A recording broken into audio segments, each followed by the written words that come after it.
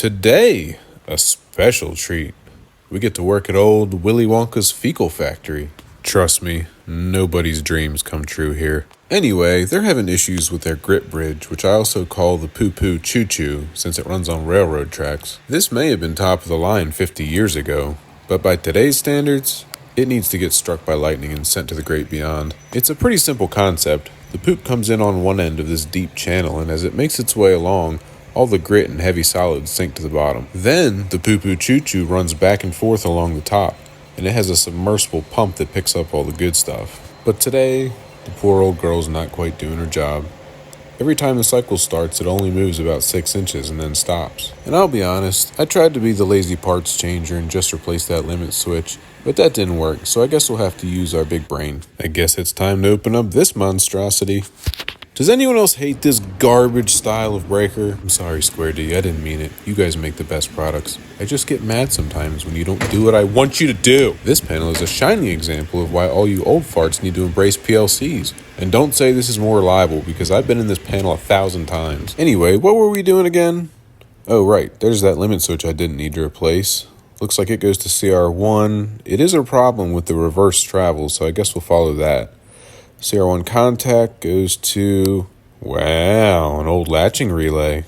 You don't see those every day. So we're looking for a latching relay that has wires 38 and 39 going to it.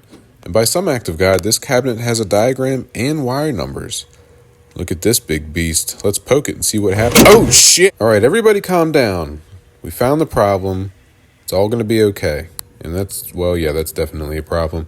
I guess we'll keep poking it and see if that contactor continues to scare the crap out of us. It's time to at least try the easy fix. And, of course, all the screws are stripped out. But let's keep turning the screw, because, that'll make it better. You know what they say, desperate times call for desperate amount of zip ties. At least for now. Oh, damn. Looks like someone already tried to set this panel on fire. Too bad they weren't successful.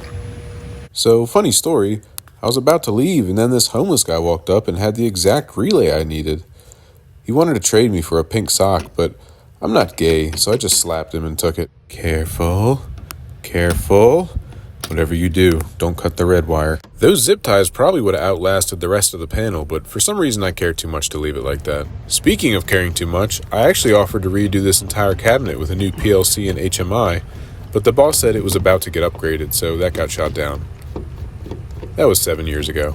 So, since then, I've just accepted that I'll have to take care of the old girl. Treat her with respect. This is actually my first time taking apart one of these larger latching relays. And I'm not gonna lie, it's easy to mess up, especially when you're using this clunky impact-rated screwdriver and you're holding a phone in one hand. But when you do finally manage to finger fart your way through this process, here's a pro tip. If the latching relay is in the wrong state when you power it back up, it'll get really hot and not work and piss you off. At least, that's what I heard from a friend. As much as I hate this cabinet and everything it stands for, it is nice to get out and do something different every now and then, especially when you've been programming for a couple weeks straight.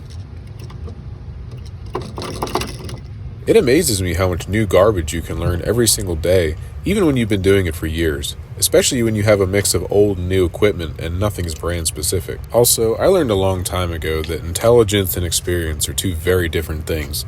And it's not about what you know, it's about how fast you can learn something. I routinely learn things, forget them, and then learn them again years later. But that might have something to do with the brainworm. Speaking of learning new things, I recently started using shoe pins or ferrules or whatever you want to call them. And let's just say America's way behind on this shit. And if you're 99 years old and you're scared of this new creepy technology and you used to just spit on the wires to keep them together, I don't care. Go retire. We don't need you anymore. Someone needs to enjoy Social Security before it's gone. All put back together. And I know I need to relabel the wires, but I didn't have my label maker at the time. Guess it's time to see if it works. By the way, you see that rusty shaft that's turning with the little cable wrapped around it? That thing's fallen 30 feet deep in the shit multiple times, so that's why the little cable's there to catch it when it finally falls off again. That way no one has to go magnet fishing in the turd soup. Well, that's fixed, but we have another problem. Yeah, that pulley's not going roundy-round anymore. Looks like it hasn't seen lube since the moon landing. Yeah, that thing's drier than my sense of humor, so I guess we're gonna have to do something about it. Luckily, that same homeless guy from earlier dropped this as he was running away. Go figure. I'm not gonna lie, I didn't replace that pulley. My partner worked on it while I was doing the electrical portion. He even replaced one of those trolleys. But then he fell in and I never saw him again. Just kidding, he's fine. Well, I think that's about it. Man, you gotta love working here. I mean, what is that? What the hell is that? It's fine. So yeah, the poo-poo choo-choo gets to keep on chugging. And the world keeps turning, I guess, or whatever. See you on the next one.